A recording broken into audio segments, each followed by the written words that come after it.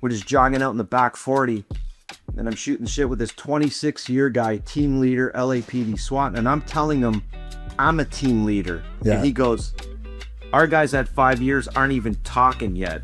They're not even allowed to speak. Yeah. This video is brought to you by Grey Fox Strategic, Carcajou Tactical, and Vortex Canada. For 10% off your purchase with Grey Fox Strategic or Carcajou, use code DA10. All right, welcome back to the YouTube channel, the DA channel. Thanks to all the viewers, all the subscribers. We appreciate the support and the feedback that you give us on the daily. Today we got a great guest, another true citizen and servant to our nation, Peter Lang, a longtime law enforcement professional. He also spent some time in the Canadian Armed Forces. Pete, thank you very much for taking the time to share a bit of your story and tell us a little bit about who you are and where you're located. Thank you very much for the invite. Located now Mississauga, Ontario. Good stuff. Is that where you were born and raised? Is that your upbringing back home? No, I was born in Glasgow, Scotland. Yes, sir. And came here a long time ago. A long time ago. How old were you when you and your family came from Glasgow? Well, there's a funny little story about that. So they brought me here when I was 2. Yes. I've been back a couple of times as a teenager, and then I just started going back a couple of years ago, which I'll get into later on. Okay. And the funny thing is my parents had told me, and I'd forgotten about this. They just told me recently that they were thinking about moving to the States, and the reason they chose Canada is to avoid the military. Really?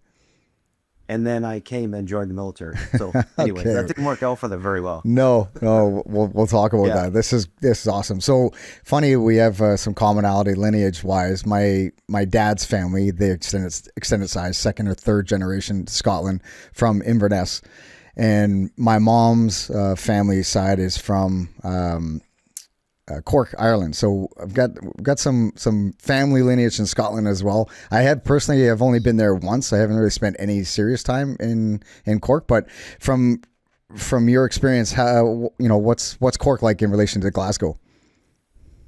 Inverness. I don't really know. I was born in Glasgow. My family goes back into the Highlands and all that stuff, which you'll see why later on when we talk about it, why I went back there. Okay. But it's just recently that I've been going back and kind of getting a little more information on my bloodline and all that kind of stuff. Right on. And I've got the time now too, right? Cool. So Pete, you and your family immigrated to Canada. Where did you spend most of your elementary and high school years? Spent all my younger years up until I joined the military in Rexdale, so Toronto area. And how old were you when you joined the military? I joined. So let me back that up and tell you how I went to that. Right. Sure. So, typical kid. I was into sports and everything, all that. Great family, no issues and all that.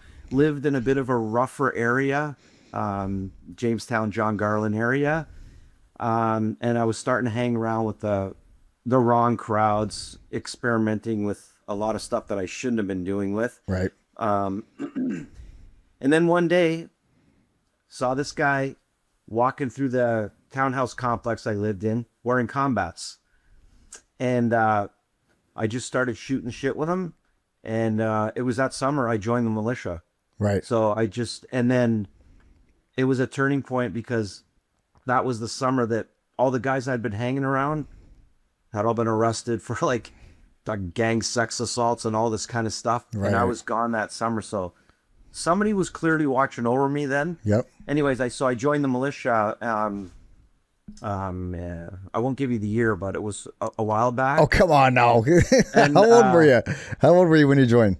You're 17. So you're 17 years old joining the reservists or the reserves, which is good because like you said, you're obviously hanging out with, people that are probably going to draw you into something that's not so optimal. For sure.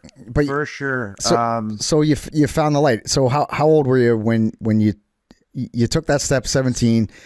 Actually walk us through it. So you joined the reserves, and what did that look like for you at that time?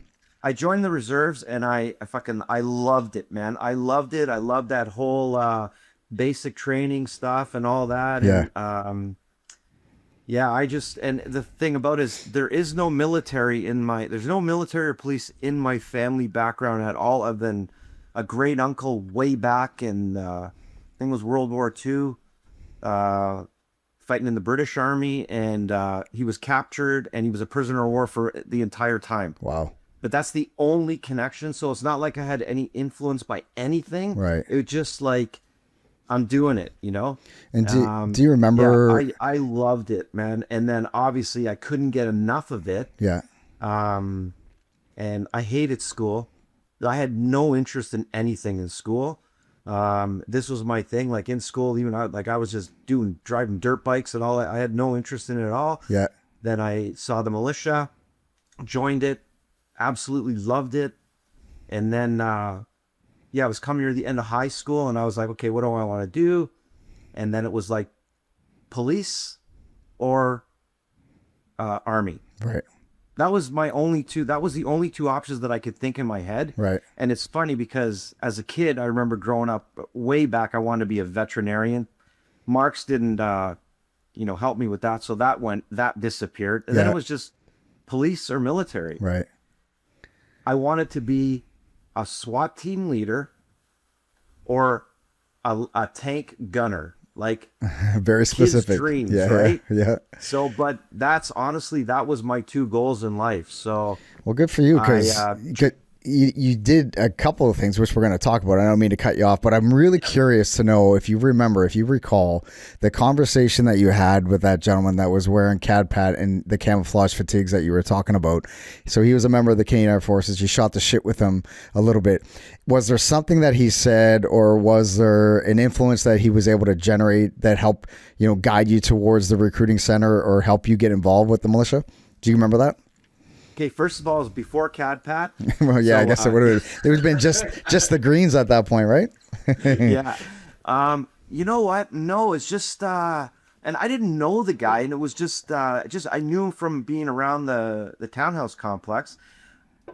I think it was just the appearance, how he held himself, very confident, and surprisingly, I was a very shy, kind of quiet kid. Mm-hmm. I know I'm not now, but it's like at that time, I don't know, just something. It's not like I don't remember the discussion we had. It just said, hey, like, what's it all about? And he said it was the militia and we did this and we shoot guns and shit like that. And it was like, I'm in, so, yeah. And I just liked the whole, and plus I knew, because my family, I had a good upbringing. I knew what I was doing currently was not good. Right. And, and I was like, I'm heading down a wrong road. I mean, as dumb as I was, something was telling me this isn't right. Yep. And then that summer, and I'm sure, like I said, that fucking changed me. That went on, my brother went one way, I went the other way, and yeah, that's how it went. So, and so how many years did you serve, and what were those years like when you were with the militia before it guided you towards law enforcement professional?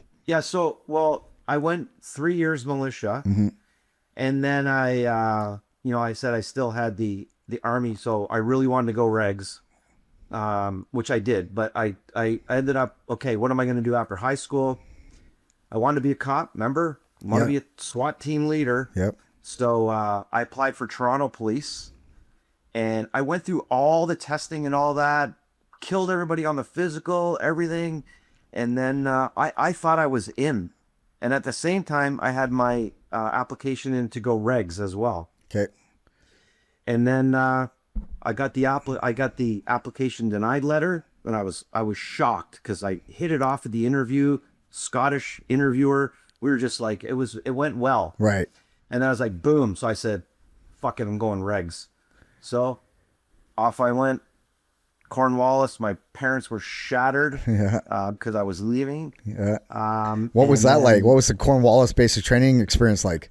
Oh, it was great, man. It was, I loved it. Like, because I'd had a little bit of the, militia experience. Of course. I knew it was a big head game. So I was basically helping my guys more than in my squad through the whole thing. Yeah, it was a typical basic training, like, Yeah.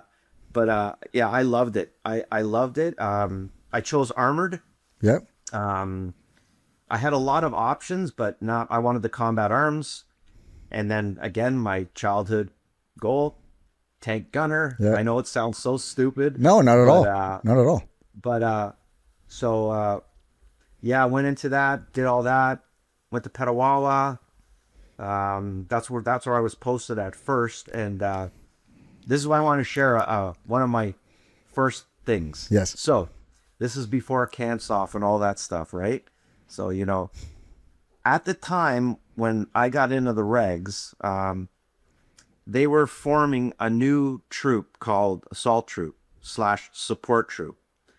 And the way it got explained to me back in the day was they said, this used to be an element attached to an armored regiment way back. And basically what it was like the armored's own infantry. So whenever they came across something, instead of wait and call the infantry, they just dispatched their little foot soldiers. Yep. Still wore the black beret and all that kind of stuff. So this is one of those first where I was fortunate, which is a timing thing. They decided, hey, let's take this group and form the assault troop. So that was a bonus. So at the time, we had armor, we had the tank, the boat. They had the Cougars in Petawawa, Yep. and they had Recce Squadron. At the time, the only specialty in the regiment was one troop Recce para. Okay, so that was the only guys that had that specialty of para. So they thought they were the cream of the crop of the regiment. Right. Okay, so now imagine they just took all these new guys. They're going to form them assault troop. So we had APCs, and then they just started loading us up with courses. Right. So they sent half of us. They sent about 10 of us. I was one of them. Jumped school, came back, airborne indoctrination course with the airborne regiment. Yeah.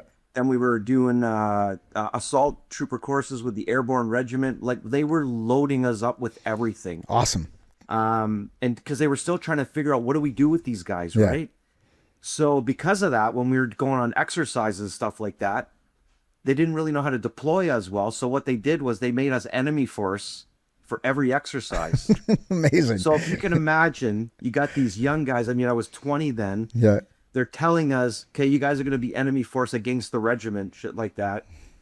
Your mode of transport are Hueys.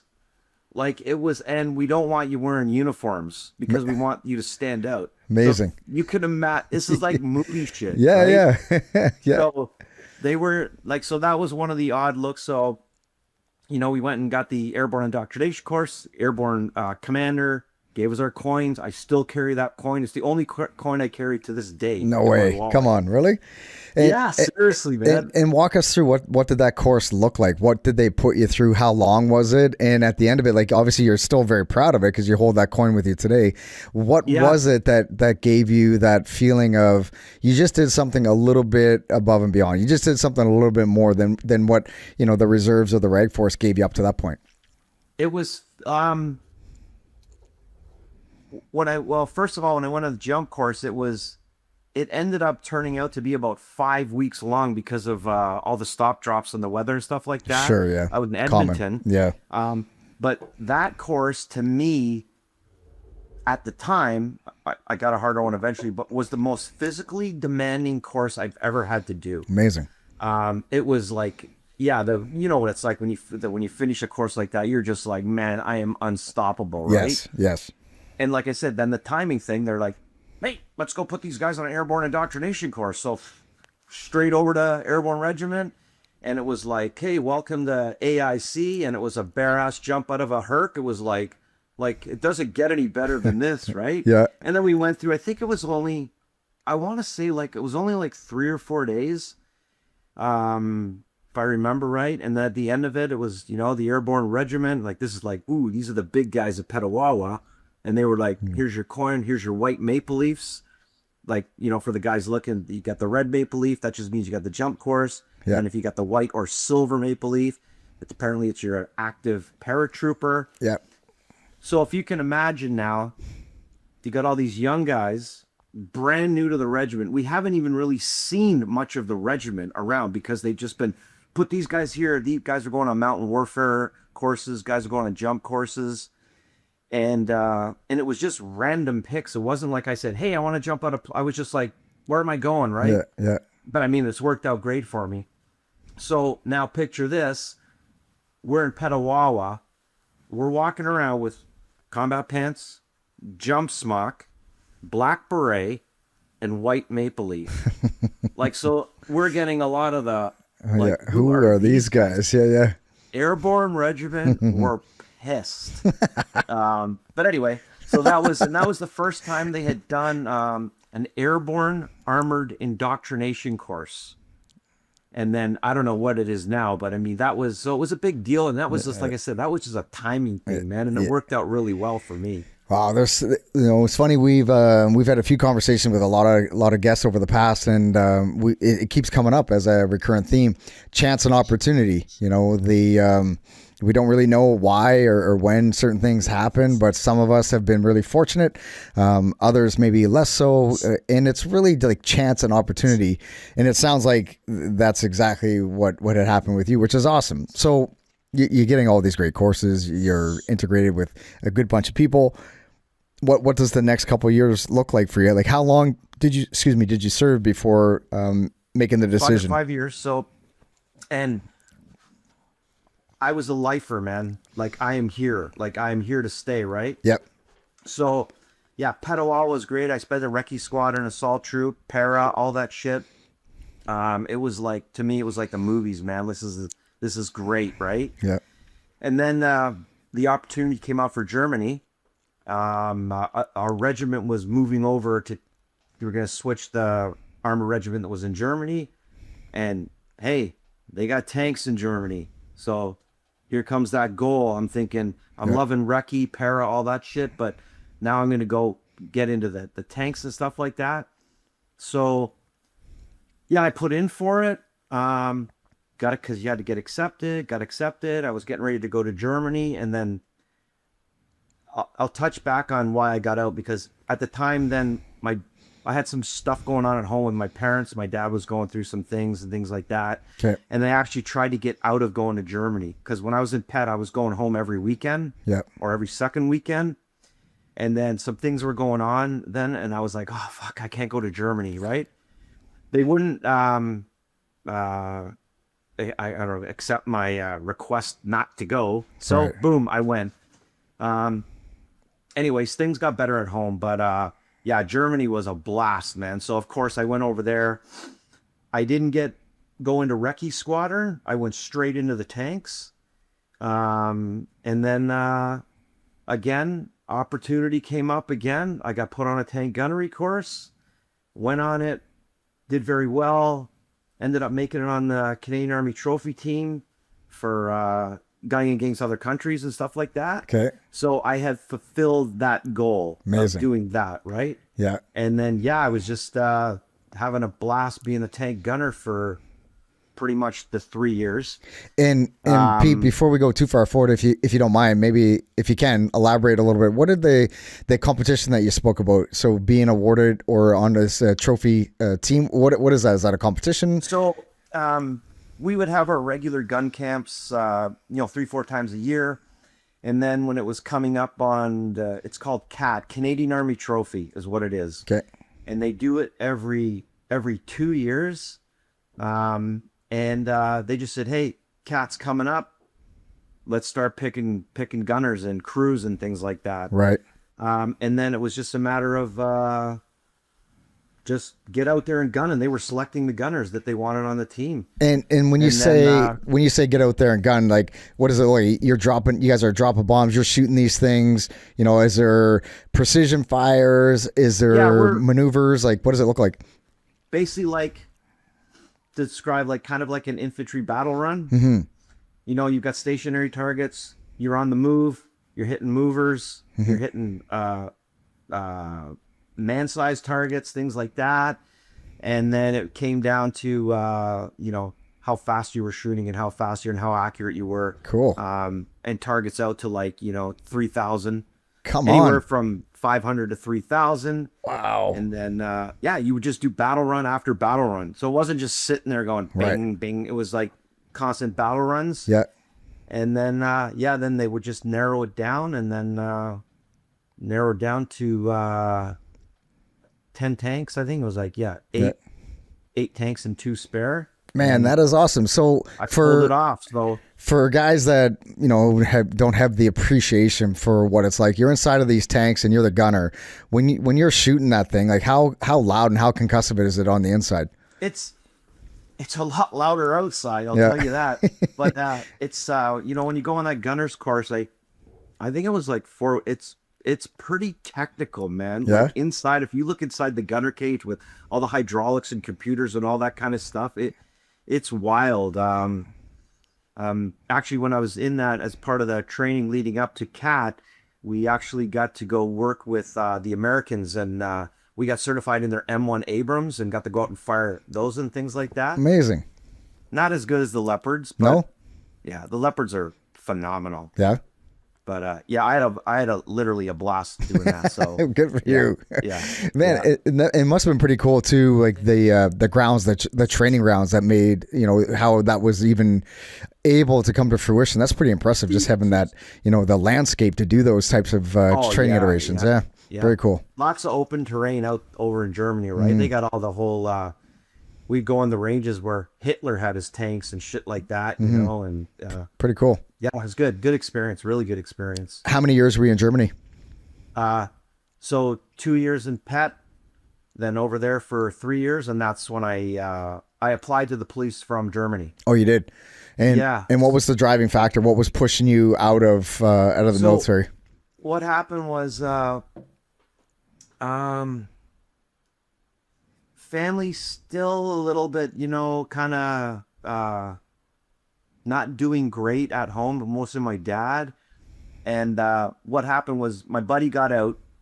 This guy was like, I got to get out of the Army because he was only there for the sports. He got out, and I kept in contact with him, and he said, hey, Peel Police are hiring. They're loving military guys right now. And I'm like, okay, who are Peel Police? Where is that? And then he told me, and he got hired. And I was like, man, if that guy got hired, I could stand a chance and aim for that second goal, like that. Yeah. And plus, the wall was coming down. Our things were changing over there. And honestly, I was looking ahead at some of the lifers.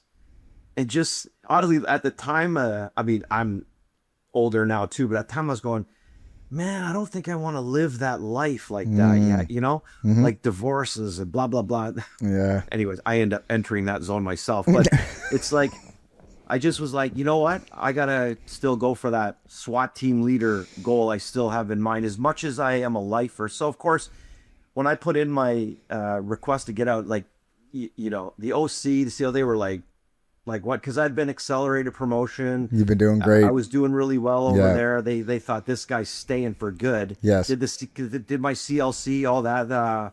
Yeah. And then I was like, yeah, I'm out of here. Oh shit. So, yeah, it was tough though, man. Like leaving, because like I said, I did not want to leave, but I just circumstances, and I thought I'm gonna give it a shot.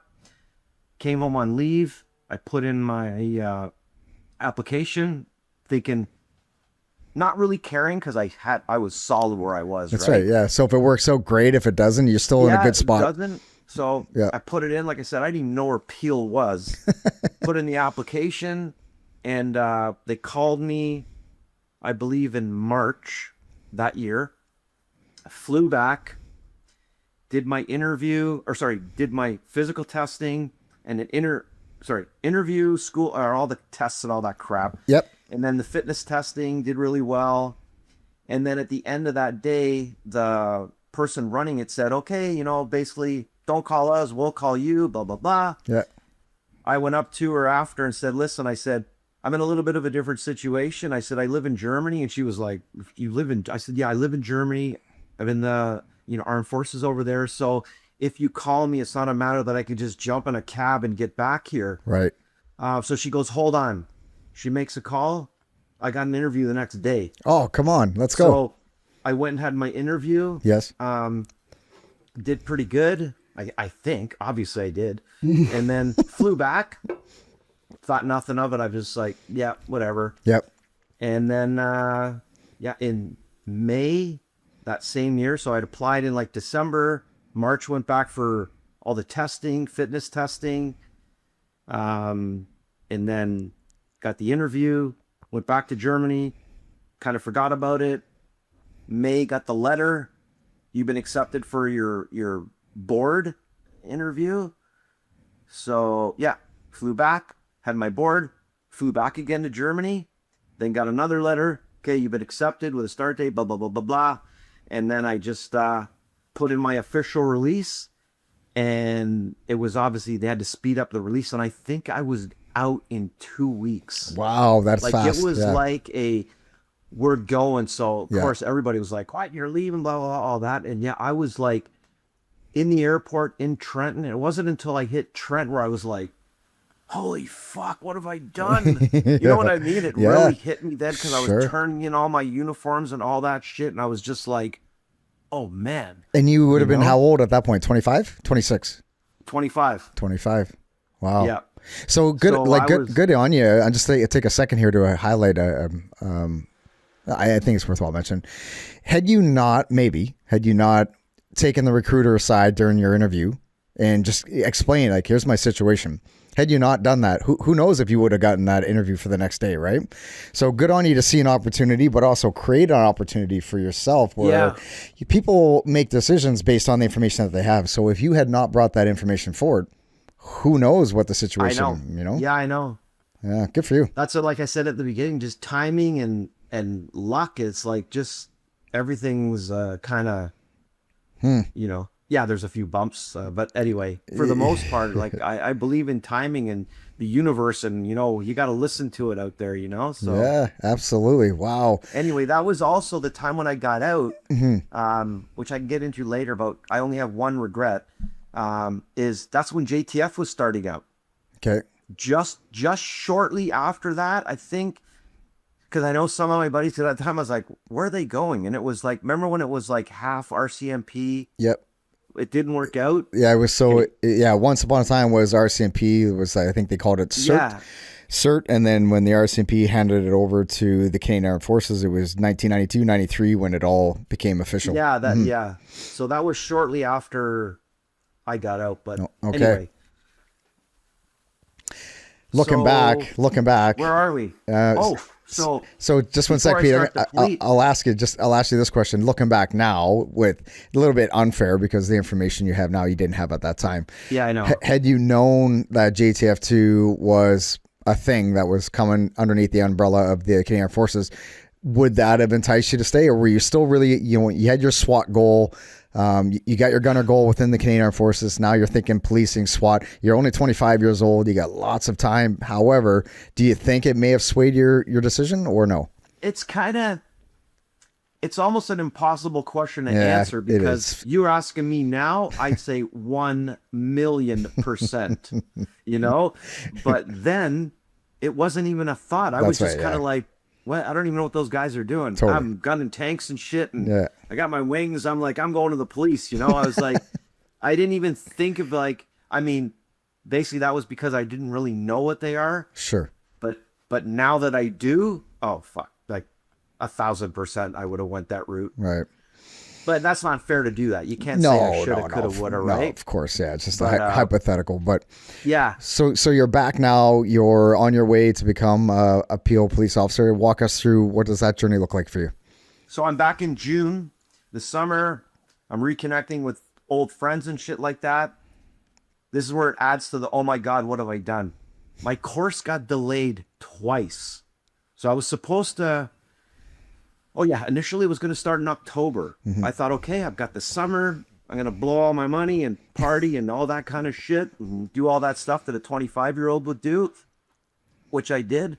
And then come October, your course has been delayed, blah, blah, blah. Now I'm starting to go, okay, fuck, like, and remember, I was still dealing with the fact that I just left a job that I absolutely loved Yes. and wanted to stay till I died, right? Yeah. Next course day comes up, delayed again. I thought, fuck, what have I done? Shoot. What have I done? And I contemplated going, fuck it, I'm going back. Right. And then finally in December, it started. Well, thank God. Like, so OPC, or sorry, it started 5 weeks at Peel, and then 10 weeks at Ontario Police College, and then 3 weeks after that before you go onto the road and stuff. Okay, so you start in Peel, then you go to the college, then you go back to Peel, and then they're the ones that basically say, yep, you're ready for the road. Yeah, you go back and then you'll go with a coach officer, and I'm sure you know that, and for 3 months, and then you get you're on your own. And how different is the pipeline today for folks that are getting into policing off the street? Say they applied to Peel today, is it similar layout, or is the structure a little bit different? I think OPC is a little bit longer now. I think it's actually 13 weeks because they've added. I can't remember what they've added at the end. I'd be guessing, so I don't want to say it. Sure. And but as far as the coach officer and that thing, I actually think some of the coach officer things are longer now. Okay. They're focusing, and they focus more on mental health and stuff like that. I think that's what they've added down at OPC. I'm not exactly sure. Sounds accurate. Yeah, it sounds accurate. But, so now you're at Peel, and you're the first segment of time, which I'll ask you to chat about, as a general patrol officer before you went into the tactical community. What does that look like, or what did it look like for you at that time? You're 26 years old. You're now a full-fledged police officer. Not long ago, less than a year ago, you were running tanks in Germany. Very, very different lifestyle. But walk us through that transition for you. Yeah, it was good. I wasn't a big fan of the whole patrol kind of job of handing out tickets and things like that. And keep in mind, my goal was, I had that in my head. I'm going, at the time, it's called Tactical and Rescue in Peel. So I'm going TAC. Just a matter of time. I'm just going to keep gunning for that and do what I got to do to get there. I basically was just doing the regular patrol stuff and learning the job first, but made it known to certain people that this is where I'm heading. But I understand this is what I got to do before I get there. Right. Yep. Then when TAC was having training days, there was opportunities for us to come out and play bad guy and shit like that. And so I would go out and get my face known in that. And just like that, I would, I started going to the range a little bit extra and things like that. Just still doing the patrol things. I know you got to do that, but focusing long-term. Right. And then, at about 5 years on, they came out with this, containment team thing. So they were going to be on a tactical containment team. And the whole purpose of it was, to have guys on the road, tactically trained at the divisions, who could assist TAC at call should they need extra bodies. Because at the time, TAC was only a 12-man team. They worked in partners, and there was generally only 2 or 4 guys on at a time. Right.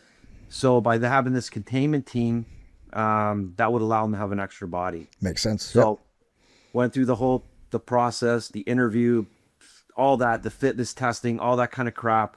And then I got on the containment team. So now, I'm carrying the TAC duffel bag out to my patrol car thinking, oh yeah, things, I'm getting all the perks on the road. It was great because, they were basically, the bosses were good too. They were making me the floater car. So I'm always available for TAC calls. Sure. And every time TAC was on, and if I was on, they were calling me for calls. Cool. And that was so I was getting a lot of exposure to, what the job was like.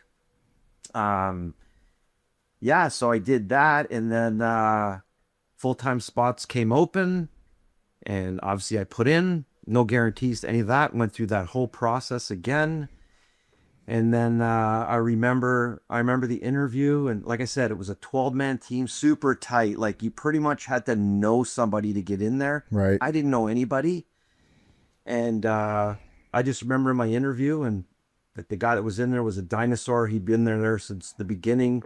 Yep. And I think what did is in my closing, I said, basically, if you don't accept me, you just get used to seeing my face because I'm going to keep coming back till I get in here. Good for you. Next day, he called me, got the position. Good for you. And then so then I got in full time, and then it was, here we go. So I got it. That was in about 5 or 6 years on. I got on into TAC. And at that time, was that a pretty consistent journey, a segue to get into TAC? So start with containment. If you interview well, then you get an opportunity. Was there any specific selection or course for TAC proper? Or was that kind of the way it was guided? Not then. That's the way you got in. But now, I mean, over time, there's no containment team. Right. The airport opened up. They had their ERT guys and stuff like that. Now there's selection, but it's much more refined. But get into that later if you want. Yeah, very cool. Yeah, so I did that. I got in. And at that time, it was a 12-man team. Mm-hmm. You work in partners, 2 guys on, and basically, 4 guys on ship, but you work with your partner and 1 K9 guy. And that was it for... And just so people can get kind of an appreciation or a reference, you have 4 people plus a K9 guy. So you got a 5-person brick that is responsible for, community safety and enforcing the law. How big of a footprint are we talking about? Like what would the rough environmental demographic be that you guys would be responsible for covering? You mean like numbers? Like people, but also what type of people were you dealing with at that time? Everything. Like, very multicultural. It was like everything was going on. And we had the entire region of Peel, which is quite big. I couldn't give you a number right now. It's millions, right? But yeah, it was a busy time for 12 guys. And I remember now, you just made me think of it. It's like, I can remember we're on the pager. Mm-hmm. Like that pager was going off every day off because there's only 12 of you. Yeah. So you're always getting called back. Sure. So it was good if you wanted the action, for sure. Absolutely. At 26, 27 years old, you did, you did 5 years. So you'd be 30 now, I guess, right? You'd be close to 30 into the tactical world. Man, you still got, you're still developing. You haven't even tapped into your full potential yet at 30 years old. So that would be the dream for most 30-year-olds that are interested in the tactical community for sure. Good for you. Awesome. So now you're doing that for a segment of time. How did things kind of work in that time frame? For when I say work, like what kind of experiences that, if you're obviously open and interested in sharing any of the moments as you look back on your career from the tactical side that either chance and opportunity, you learned a lot about a certain thing, or something that challenged you that you're happy with the way that you made decisions. Anything that comes to mind that you'd be open to share would be great. Yeah, I can highlight a few things without, I don't want to take up too much time because I know I'm talking a lot, but when I got into TAC, that was it. I loved it. And again, at that time, we were getting loaded with courses. Like they were sending us everywhere on this. So like I said, it was just timing. It's not like that now, but at that time, it was almost like there is no budget. Where do you want to go? So before I talk about the courses, so I got to team leader in 3 years in there. So second goal big, number 2. Yeah, good for you. Done. Yeah. So, and I jumped above some of the senior guys, but they were like, I don't want to do that TL thing. I said, I'll take it, man. So I did that. And then, and at that time, because I'll get into the Blackwater stuff, is at that time, the tactics were like they were hilarious. You know what I mean? Like I look back and I go, man, so I'm surprised no more of us got hurt, right? Yeah. It was, sure. The screaming cowboys going in to take over, and everything was dynamic. Yeah. Every warrant was dynamic, regardless of what it was, right? Oh, yeah. So it was, and at that time you're thinking, this is great. By the luck, like not a lot of people were getting hurt and things like that. There was a few incidents where things were like, maybe we should be doing things a little bit differently here, sure. Yeah. But anyway, so we had some good contacts in our unit. Some of our bosses at the time, ended up hooking up with the Blackwater boys. So at that time, they said, hey, and that was when some of the school shootings were going on and things like that. And then rapid deployment was coming into, Yep. everybody was going, what is this rapid deployment thing? Yep. And Peel, always wanting to lead the way, said, psh, let's send our guys down there. So, and for rapid deployment, hostage rescue, all that. So to summarize that, I got to go to Blackwater 3 times. The reason I want to mention that is because the stuff that I learned there just stuck with me, like in my head. It's just, I've forgotten a lot of things, but some of the things that just the instructors, the quality of the instructors down there, being run by all ex-Navy SEALs and things like that. And what they would do is they would contract in specialists in that area. I know you know this, for the people listening. It's good. They would contract in these specialists. So, the first time I went down there, they had a 26-year LAPD SWAT guy, 8-year Navy SEAL, 20-year Team 6 guy. Those were our instructors. So I was just like, whatever they said, I was listening and just sucking it all in. Sure. And that's when they changed our tactics completely. And they simplified it. And then we were doing the LAPD style tactics and that. And it was all new. And now, like I said, that was a timing thing. We came back. We were passing on to the rest. At that time, the team was starting to grow. I think we were at 3 teams or things like that. Okay. We were coming back, passing on to the new guys. Myself and another couple of sergeants, I ended up getting to fly out to Winnipeg and teach their TAC team, convert them all over to those tactics. Went out to the East Coast to New Brunswick, did the same thing out there. So we were getting a lot of exposure and a lot of good practice. And also, you know what it's like when you're teaching it, you're getting better yourself, right? Yep. So yeah, I was so lucky to go just a tiny thing again, going down there and getting these guys teaching me. It was just like, man, it was like just high standards. It's like, it was amazing. I got to see, I believe it was SEAL Team 10. I'm pretty sure that's who it was, doing a workup before they were going overseas. Right on. That was incredible. Like we were just watching they were doing a free fall jump and attack on a kill house. It was wild. Like anyway, some really good experiences that just locked in, especially from the SEALs and then the LAPD SWAT guy. Yeah. I remember going for a run with him one night. We're just jogging out in the back 40. And I'm shooting shit with this 26-year guy, team leader, LAPD SWAT. And I'm telling him, I'm a team leader. Yeah. And he goes, our guys at 5 years aren't even talking yet. They're not even allowed to speak. Yeah. So back in 2016, I was able to start working with Kydex. And the reason I wanted to start working with Kydex was because I was a left-handed shooter. Finding left-handed gear was extremely hard. So I just put 2 and 2 together, started working with Kydex, making left-handed holsters for myself. From there, quote unquote, refined my process.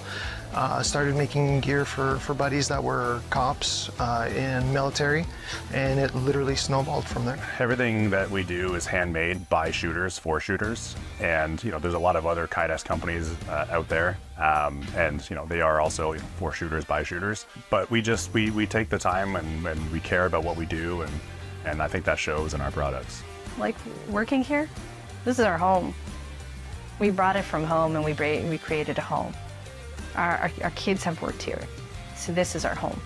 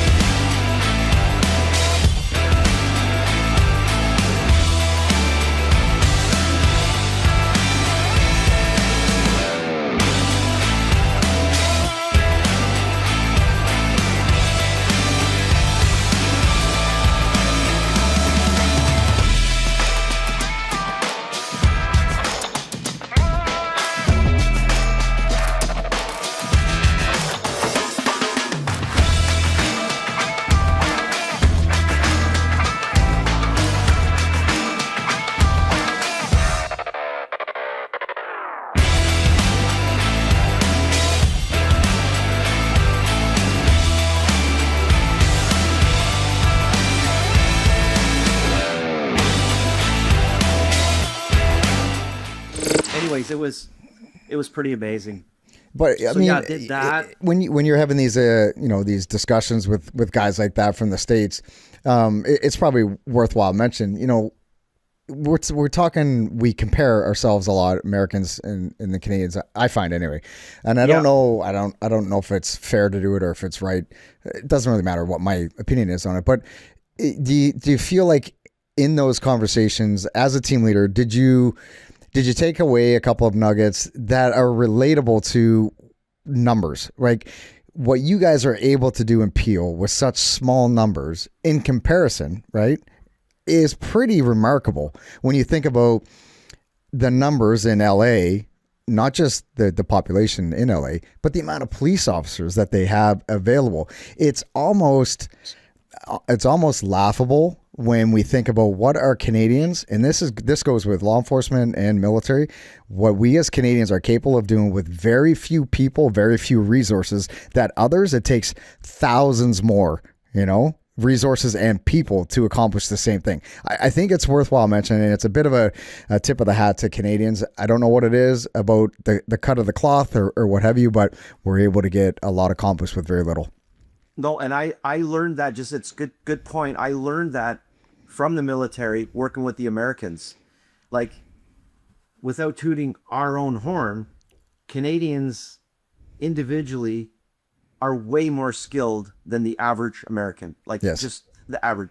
We have, maybe it's more of an opportunity. Like, I'll give an example of, like, say, I was doing the Canadian Army Trophy. Like, okay, yeah, I'm a tank gunner, but I also know how to drive, I know how to load, I know how to crew command. When we work with those guys, if the guy's a gunner, that's all he knows. That's it. That's it. Yep. And then I learned, through my experience with the police and comparing it to the Americans, the same thing. It's like, and I don't want to say like we're the best, but just individually, we're way more skilled than on the average. You know what I mean? Oh, That's I what agree. I found. I and when agree. we went down there, when we're comparing that stuff and learning the tactics, basically all I was doing was learning, okay, how can now I apply this to our smaller unit? And it ended up working out. But, and by the way, another first, we were the first Canadian police team to go down there. The only other plaque on the wall was JTF. No shit. So that was another first. Now a lot of the guys go down there. Yeah, it's a great spot, and I think it's called something different now, Academy, or it's probably changed the name again. But yeah, what year was that, Pete? When you were there, do you remember what year it was, roughly? Ish. 99, 2000, 2001. Okay, that's what I thought. Yeah. Yeah. Yeah, because my first exposure, I was 2004, and it was still Blackwater at that time, and then it changed shortly thereafter. But yeah, I would have moved there. Oh, buddy, it's I would amazing. have moved there and been a janitor there if they needed me. Oh, it's phenomenal. For people that haven't been there, and this again, hats off to the thing that they have going on there. In my opinion, is bang on. And I know there's other organizations like that, in the States and Europe, but it is a soldier's playground. It is a law enforcement professional's playground. It has everything you can imagine there. There's mock-ups for anything maritime special operations. There's stuff for high-speed driving. There's long ranges. There's CQ. It's phenomenal. It is phenomenal. You could literally live there and hone your craft each and every single day for probably 5 years straight and still not see every inch of that place. It's phenomenal. Yeah. That kill house, man, like every time you go through that door, it's a different look. That was wild, We were doing that 8 hours a day for 5 days. It was just, it was wild. Good and for that's you, when man. I think it wasn't called it then, but whole CQB was starting to come into play for us, right? We're like, what is this CQB stuff, Sure. Well, anyway. Correct me if I'm wrong, but you would have been in the beginning stages of what's now commonly referred to as IRD, so immediate reaction, rapid deployment stuff. So you would have been in the infancy of the beginning stages of watching that come to fruition. Am I accurate in saying so? Yeah. I said, that's why they, the brass had sent us there in the first place, because I think that was one of the only ones offering this program. We had the connection from a guy in our unit with somebody that went to a trade show or some shit like that, and our boss just went, send our guys down. Oh, cool. We need to get all, but we only touched on the the rapid deployment for one day. Right. The rest of it was all hostage rescue and all that kind of stuff. So it was good though. Well, it is good. So for folks that maybe don't have a lot of exposure to it, when we understand, basics of like concepts and principles, internal structural clearance, the only thing that really changes is the complexity at which the environment we're trying to clear. So once you understand, how to clear a corner, for example, a corner is a corner is a corner. What might change, however, is either the environmental structure might change or the speed at which you're doing it. But once you understand those, in my opinion anyway, once you understand the basic understanding of structural clearance, we can apply that to any context. We can apply those principles and those concepts to give the student body, some options that will, make them more effective, but also keep the element of safety high, in my opinion. Exactly. I agree 1,000% with you like that. And it just something to compare to is back in the day, they were big on always giving us, we'll get you a layout. We'll get you a layout of this. We'll get you a layout of that. I would always say now, I've learned over the years, just resort to your tactics. Mm-hmm. Don't give me the layout. The only time I would want a layout is if we're talking about a den or something like that, something specific. Yeah, so that's a little bit different. And again, for the viewers and the listeners, what Pete's referring to is this is what's sometimes intelligence will say, or information will come to us to say, a known den is where the people that we're trying to save, we know that they're in this particular area of the structure. And even that, I would err on the side of caution where that information can change very quickly, or that can be inaccurate information. So if we have a layout which suggests there's a probable chance or a possible chance that the people that we're trying to protect are in this area, err on the side of caution, they may not be there. That's the way I would approach it. That's how I do too. It's okay, noted, but right, I'm still going to do what I got to do. Like, correct. Yeah. So Blackwater. Finish that. They don't like to keep you in one position for very long in police organizations. So I left. I said, how can I stay in TAC longer? Yes. I got to go leave and get promoted. Okay, let's talk about that a little bit. So in Peel, is there what's sometimes referred to as a tenure where you can only stay in TAC for so long? Ooh, you said the T word. No, it's you know what? It's I think the tenure only applies to certain people. Okay. Like if they want you out, your tenure's up. Oh, okay. But I think at the time, I'm not going to say tenure because tenure's never been an issue with me. I think it was just time that what can I do to ensure I can stay longer because I do not want to leave. Right. So, but I understand how the police organization, that's just the way it is in police organizations. They want you to be well-rounded and everything. Sure. As much as we disagree with it, that's just the way it is. You can either fight it or whatever. So anyway, I left. Yep. And I went and did, criminal investigations, gangs, all that kind of stuff. Are we good for time? Yeah, we are. No, we're good, buddy. Way too much. No, this is good. Did all that and then put in for promotion, got promoted, got an email that day. You want to come back? I'm like, you're damn right I do. Boom. 2 weeks later, I was back in TAC as a sergeant. Good for you. So yeah, had my team there. I'll speed it up a little bit. No, don't feel rushed, Pete. Like unless there's somewhere where you have to be, don't feel rushed. Okay. Had my team, and now had a good. I'm trying to think about what to say to connect it to the future. Is like my standards were always super high. Yes. Training standards were super high just based on the people I had.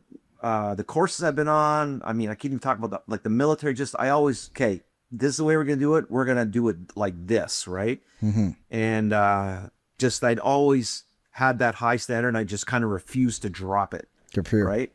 So anyways, I went on with that kind of mindset for 5 years, and then things were kind of, leadership was changing, things like that. So at the end of the 5 years, I was like, you know what? I've actually had enough of TAC. I couldn't believe it. So that was I did 7 years. Okay. Got out. Yeah. For 4 or 5.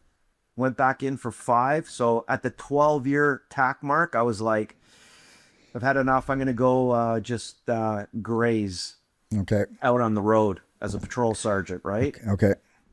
So I went out, and then yeah, I was just wasting time, right? And then you know, I won't get into the details, but it was going into the dark spaces and things like that, and things weren't really good for me. Okay. But during that time, the bosses were still so, hey, you want to come back? Hey, you want to come back? Hey, you want to come back? And I'm like, no, no, no, no.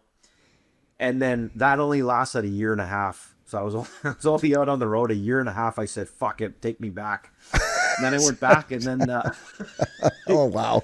went back in. I said, I went back with conditions. What were the conditions? Had to do with certain people and what I wanted. And they accommodated me. Okay. So I went back, I got the team I wanted back, and boom, went on, and that's where I finished. Good So, stuff. yeah, I went on, and well, like I said, the courses weren't as great and all that stuff, but I still had a really good time, still keeping that high standard, trying to keep that high standard. And you know how it goes with management's changing every 2 years, different mission, different agenda, and I was just constantly boom, boom, Fighting we those need this, battles. we need that, and Yeah. you know, budgets cuts. I get all that. Yes. None of it that I agree with, but that's just the way it is. And my total focus was just to make the best TAC team we could get going out there, So and so refuse to drop any of my training standards. Right. so maintaining the standards is the theme that I'm picking up from what you're saying. What or how were you able to keep that with the different friction points by the sounds of, you're dealing with different personalities to get it 100%. So I guess what I'm hoping to draw from you, what I'm trying to ask you is, based on the decisions that you made when you were in the team leader position, if you were to give any advice to somebody in the near future that might find themselves in these same frictionless positions, what would you share with them? Well, and I have shared this. I said, try to, I'm not going to say leaders. I'm going to say management is just something that's always going to change. But the one thing that they cannot take away from us is the calls that we respond to. So when all that noise is around you, just focus on becoming the best TAC guy that you can. Every opportunity that you could take it. If you extra training, take it. If this is what you want to do, then hone your own skills, and don't be worried about what the unit should be doing, because you will help contribute to that big plan if you're, you know what I mean? I do. 'Cause I find a lot of the guys, even like now, they're always worried about that stuff up here, and it's like, guys, you cannot control that. So just, that's for me to deal with. Right. You just become the best guy you can, right? That's great advice. That's great advice. Be really good at your craft. That other white noise distraction type stuff, there's people in those positions like yourself. They'll be the kind of the shit filter, or whatever you want to terminology you want to use. Exactly. But yeah. Yep. And then when you go to the calls, that white noise isn't there. Right. It's just you and what you're capable of doing with your team. Yeah. And that's the most important thing, right? That is, man. That's the soup and the sandwich right there. I mean, it's what you have to ensure that each and every person on that team gets home to kiss their loved ones goodnight. That's it. The distractions, the white noise, the bureaucracy, politic bullshit, that's not there. The flag isn't going to bring you home. There's nothing that's going to bring you home except for the people to your left and to your right. So I think that's great advice. One thing I'll just add in there if I have time is, although there weren't a lot of courses being offered and things like that all over, I want to mention we were very fortunate to establish a very good relationship with the guys on the hill. And every year we were going annual training, things like that. And then I had an amazing opportunity when I was in the training position, which I can tell you if you want. Sure. Then that just added to that list of instructors with high standards that just kept me fueled, and just I refused to drop the standards because I just kept seeing it from some of the people I'd been around, right? It's funny, when I was at the unit and we would see different law enforcement organizations come in from time to time. They use the CQB for a day or two. There might be a small cadre of instructors from the squadrons that would be embedded with them to host them, share a few things with them. And I remember at the time, relatively young and immature to the unit, to be completely honest, 26, 27 years old. And I remember asking some of the team leaders, I'm like, why are the police here all the time? I don't why are they using our facilities? And that's the way I was looking at it, right? Like, I want to go do CQB too. Why are these fucking police officers? I would have been doing that too. What are these guys doing? Yeah, here? like what the? And obviously you don't know until you ask questions, and then you find out. But we had, and I'm pretty sure the organization still has it in place, but what's referred to as an MTAP. So an MTAP, I think it's a Military Tactical Advisory Program for the connection between law enforcement and the military. Yep. Sorry, you were drifting away there a little bit with the volume. Yeah, it's the so what it was referred to, and I'm sure it's still in place, is what's called an MTAP, so the Military Tactical Advisory Program, where guys from the unit would host or do some cross training with law enforcement professionals, either municipal attack teams, provincial, or federal. And it wasn't until later on in my career at the unit that I realized the benefit to it. It was like, oh, wait a minute. Yeah, we have a domestic mandate. There's going to be potentially chance where we will cross paths at some capacity. For sure. So let's see what these guys are doing. Let's see how we may be able to help them, but also how can they help us, so we better understand what it is that law enforcement folks are dealing with on a day-to-day basis from a tactical perspective. So it's pretty unique. I think it's pretty cool that program exists. And from your experience, how many times or opportunities did you have exposure to the guys at JTF2? I'll tell you, what I forgot to mention was back in my first stint in TAC was the first time I had exposure to them, where we had the airport was being demolished. The guys were coming down we were going to blow up this old airport building. So they were coming down, and we were going to go with all our EFE and do some EFE practice. And it was a connection that they made from somebody had a connection with the JTF at the time or whatever. That was the first time I'd ever seen them. Right. And I remember, I'll get to how the relationship has changed. So I was a team leader at the time, and I had to go safety them. Okay. So it was just our normal practice, okay, safety, blah, blah, blah, blah, blah. Mm-hmm. And then I got asked to go over and safety the guys in the unit. Yep. Well, that was not taken well at all. They didn't even want to see me, look at their stuff, talk to me. And I was just like, this is pretty uncomfortable, anyways, it went from that to such an open relationship with them now, because when we go up there and use their facilities, they'd always throw a couple of guys over just to give us tips and things like that. And, mm-hmm. And this is just some of the stuff that I learned from those guys is just locked in there. And I'll tell you about an experience I had that was just phenomenal up there. Mm-hmm. So the answer to your question was, we were going up there. I want to say for 5 years, we'd have our annual training there. Things got screwed up around COVID, but we'd always have a couple of guys from the unit come over and just watch up on the catwalk, giving us tips and shit like that. And I just was like sucking it in, right? Right. So then fast forward a little bit. I wanted to be in the training area. Mm-hmm. So I ended up getting into that. That's when I think I met you at OTAB way back. I think I was so. Training sergeant at the time. I can't remember. I think so.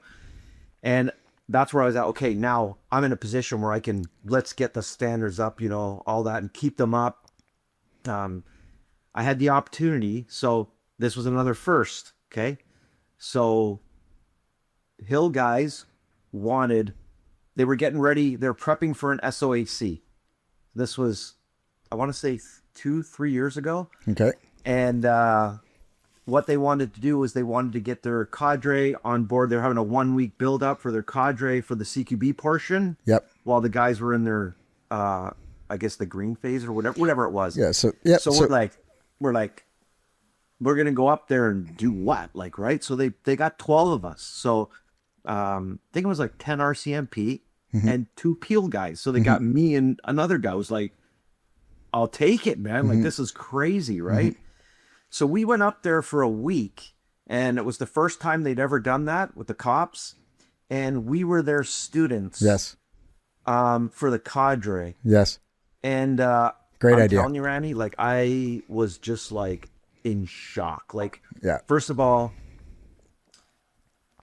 the difference between police and those guys was like, there's no, I mean, I'm sure there is, but what we saw, no ego. Like when we're in there and they're doing a cadre build up, talking about, you know, squadrons have slightly little variances of their tax and like that. But at the end of the day, they all agreed, okay, this is how we're delivering. Like there was no arguing. Like with us, Yes. it would have been like, there was no egos at all. And we were the students. And, you know, at that time I'd been doing CQB for quite a bit. I'm not saying I was an expert, but I thought, you know, I could admit I had a little bit of cockiness to me. I was like, yeah, I'm pretty senior here. Yep. I'm not bad at this. So I was volunteering for everything. Like they said, we need 2 guys, and we were always going down because by then we had switched our tactics to very similar. And yeah, I always I'm telling this points is because yeah, so you know, one guy's up marking, one guy's on one guy to marking. Yeah. And I had like 4 points, you know, 4 chits or whatever I can't remember what they're called now. Yeah. Before I even got to the door. Yeah. Yeah. And here I am thinking I'm the cocky, you know, training sergeant, blah, blah, blah.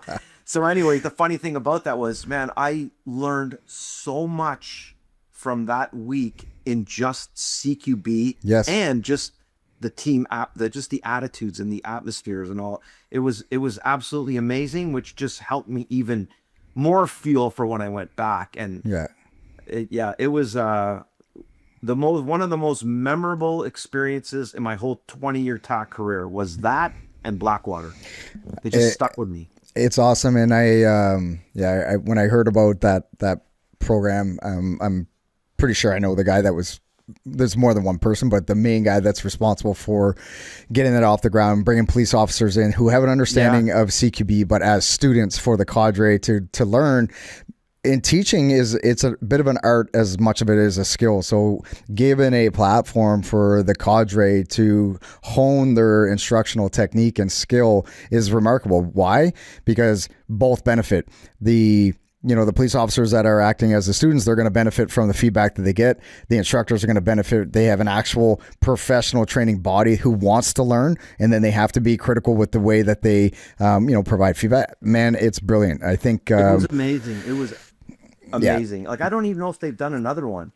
I think they were saying, let's do another year, and I'm like, sure, bring me back. But I don't think they did it again. But whatever, things happen, things change. I'm not 100% sure. I can't speak out of turn, but I believe it's a model that they will most likely replicate again in the future. And whether or not invite goes out to, a mixture of law enforcement professionals or whatever it might be, if they have a system that they vet guys, I don't know. But what I do know is it is a model that was received very positively, and it's probably something they'll do again in the future. Yeah. Yeah. It's great. Good for you, man. So you had lots of great opportunities. Like you said, lots of, right time, right place. Exactly. I've been lucky, very fortunate, man. Very fortunate. And when you retired, which was not long ago, how many years collectively did that give you in policing? 33 and a half. 33 and a half. Good for you. Good for you. So I'm just a little bit older than you. You don't look very old. What are you, late, mid? It's just the camera. It's photoshopped and things. You're keeping yourself in good shape. So what do you do? How's the body feeling? What are you doing daily? Good.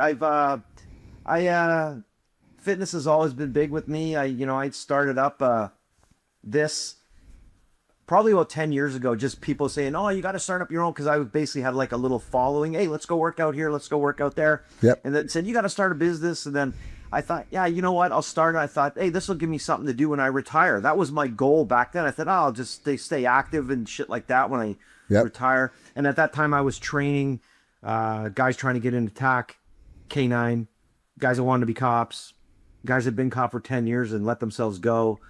And it was pretty good. I wasn't looking to make a big biz, just something to do on the side. And I basically got talked into charging people. I went, okay, I'll do it, whatever. Yep. So I did that. I always had that on the side for about 10 years. And then where were we going? To the retirement part? Yeah. So like what you're doing now to keep yourself, active and. So that I'm still doing that. What I do now is I've gone away from the cops, the bitter old cops and things like that. And I kind of got recruited into this other private gym, and I'm training youth athletes, competitive athletes. Good for you. Good for All you. kids like from like 8 to 12 years old. And I've been doing that 3 days a week. And is that under the grind umbrella, or is that something different? No. That's something different. So he had taken me and he goes, okay, I want you to be part of the business. And then he goes, you can still keep grind, but you're going to be working for me. I said, yeah. So I still kind of have a little bit doing this on the side. I'm not taking it too seriously, but I jumped on board this J17 Power Fit. It's basically it's all private gyms, and it's caters to the Asian community. Okay. And it's all these little young athletes. It's refreshing. Yeah. Because you get all these really disciplined little kids, and they really want to work hard. And good. It's good. That's a breath of fresh air. So I do that 3 times a week. Good for you. Good for and you. then with all my other stuff, rucking, boxing, all this kind of shit. I'm like, you stay active. I'm busier now, but there's no stress. Good. It's all peaceful. Good for you. Good for you, man. Well, I'm happy for you. You said something several times throughout this conversation that I really want to highlight, and I think it'd be beneficial for the listeners to hone into if they haven't already. The importance of goal setting. You said it on multiple times throughout this discussion. When we think about how to help and generate some structure for the next generation of law enforcement or military professionals, just good Canadians that are going to do good things for Canada, how important is goal setting in your opinion? Set a realistic goal, not a dream. Okay, set a goal that you know you can achieve. And the key to it, what I learned in policing, is don't let anything distract you. Yes, there will be other interests that come up, but if that's what you want to do, then don't let anything dissuade. Like, I mean, when I got out of TAC a couple times, they're like, you should be going homicide. You should be doing this. You should be doing that. Why do you want to go to that career-ending position? Because that's what I want to do. And nothing is going to stop me unless you say I can't, unless you don't accept me, right? And I believe if you stay focused on that goal, you will get there. It's like, not to sound corny, like, you can achieve anything, because you can't achieve everything, Yes. But yes. Make your goals realistic. Yes. And if that's something that interests you and you enjoy doing it, or you think you'll enjoy doing it, then do it. Yeah. And then when you get there and achieve that goal, if it wasn't something that, okay, this isn't what I thought it was, then just change your goal. Always have something to strive for. Otherwise, you're just floating around being influenced by other people and always stay focused, right? And I've just been like that. I mean, just goal driven, and I don't change from it. Good for you. I mean? Good for try you. to anyway. Would you say that people that end up in the not end up, but they have a goal of going into the tactical community with law enforcement, is it viewed in some services as a career stopper, or is it something that, because what I've noticed, and I'll kind of back this up, not to confuse the question. My exposure to the tactical community, which I've been very, very fortunate to provide training to a lot of different tactical communities in the policing world, are awesome. The group of people that are attracted to the tactical community who I've had exposure to, very motivated dudes, all about training hard, all about wanting to improve and get better. So I find it very unique and refreshing because it's very similar to the world that I came from. Very, very similar. The environment might be a little bit different. The uniform might be a little bit different, but there's a lot of similarities. Also, with this question that I'm trying to present to you, is there people in certain services that see the tactical community as a career stopper in overall policing, or is it something that will enhance their career? And the reason that I ask this is because are we maybe not providing for the general patrol officer who is interested in going tactical? Are we maybe not providing them the right tools to get there, or the right knowledge to get there? Or how do we encourage people to really want to get after that goal? Okay, you mentioned a couple things I want to comment on. Okay, one is that type of operator that you're talking about is going to be the smaller percentage now. Right. Okay, of the guys that really want to do that job.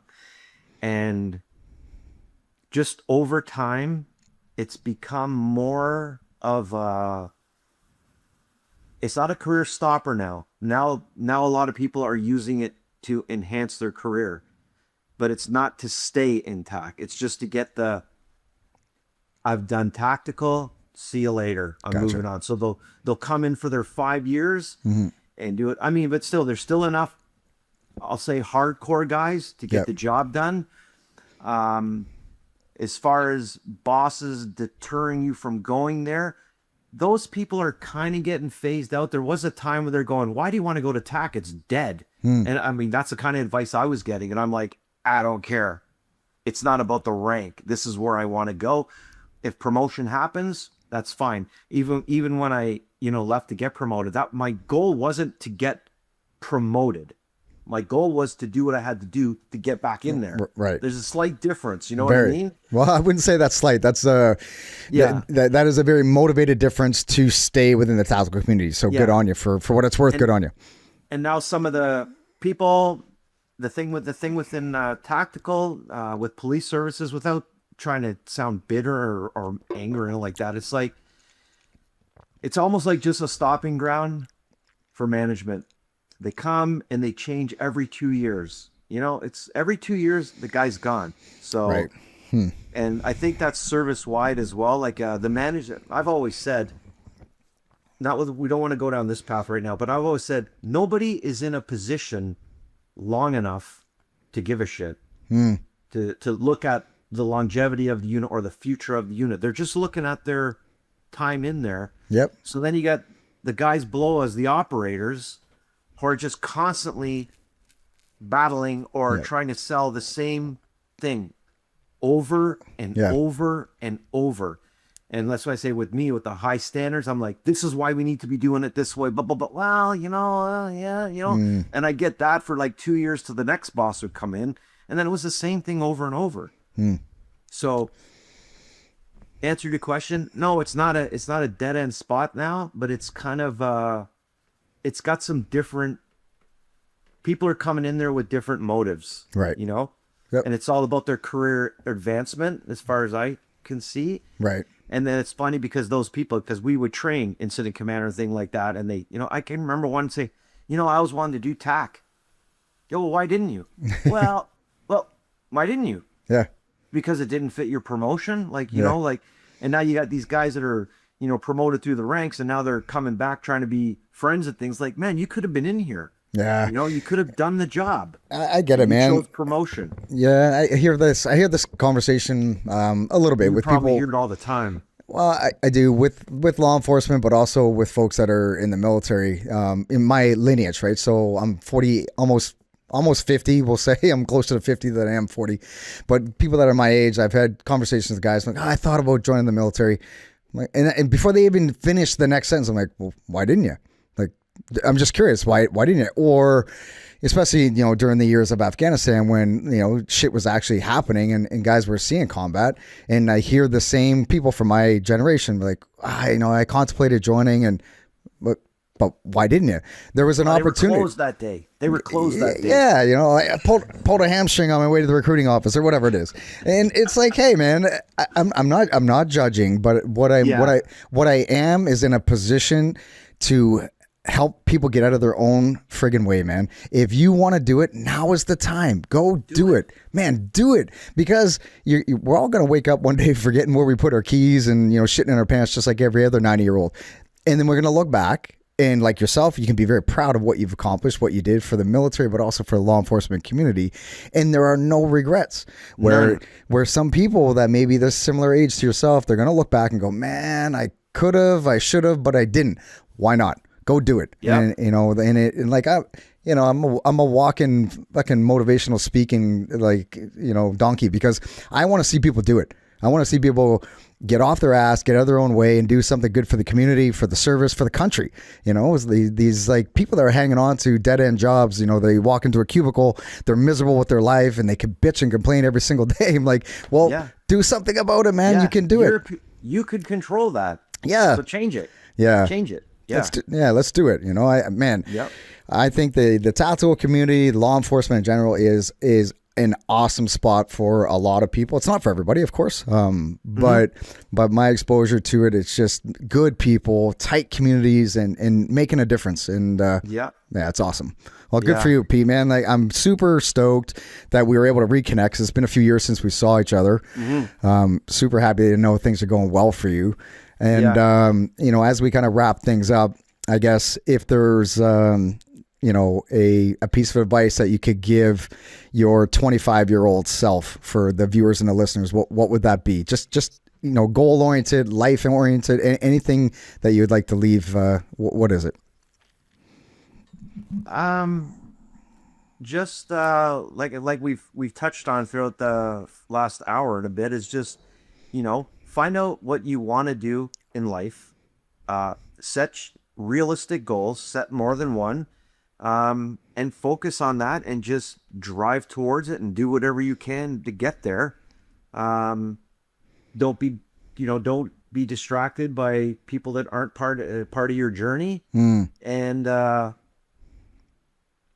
just do what you believe in, you know, stay strong to your, like I said, with a high standard, like, just be yourself, be the person you want to be. Yes. Don't let other people change you. Good for you. Right on. Great advice.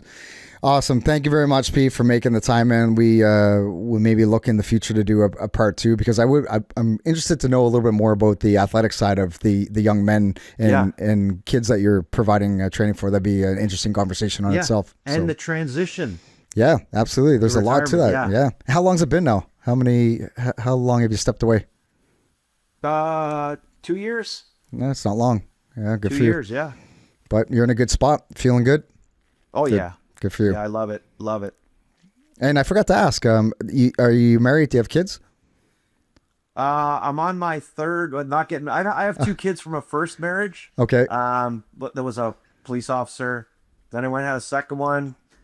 That ended. And then now I'm with a girl now we're coming up on 10 years. Okay. Doesn't want to get married. Perfect. Yeah. And she's into all the stuff that I'm into. Good, man. Well, So they it's say good. 3 times the Very charm, good. right? 3 times the charm. So you'll knock it out of the park on this one. It's good. Yeah. Oh, good for you. And your kids, how old are they now? 28 and 26. Good for you, man. Boys, girls, one of each? One of each. One of each. I'm Awesome. still super tight with my daughter. She comes and trains with me every week. And Amazing. yeah, Good, man. it's all good. Good. Glad to hear it. All right, Yeah. Pete. Thanks again, man. I really appreciate it. Reach out anytime, maybe if any questions for about sure. anything, or just looking for somewhere to crash when you're in the Ottawa region. Just reach out, Yeah. man. Be happy to host you. Okay. All right. Thank you. Take care.